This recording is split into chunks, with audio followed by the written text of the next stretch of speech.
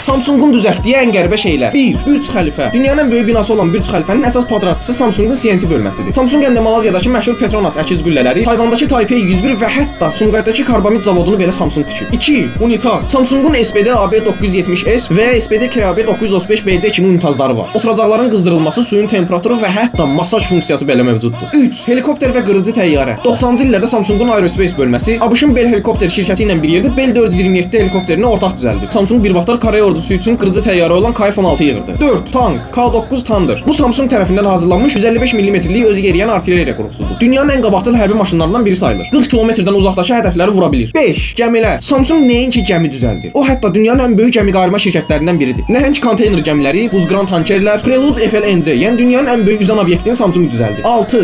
iPhone. Bəli, düz eşitdiniz. iPhone-ların əsas hissələri Samsunga aiddir. Misal üçün ekranlar, yaddaş tipləri və hətta bəzi iPhone-larda batareyalar da Samsung düzəldir. Hətta bir ara prosessor da Samsung düzəldirdi. Yaxşı, bəs bunlardan hansını bilirdiniz? Ümumiyyətlə sizdə hansı unitazdır? SPD AB 970S-dir. Şərhdə qeyd edin.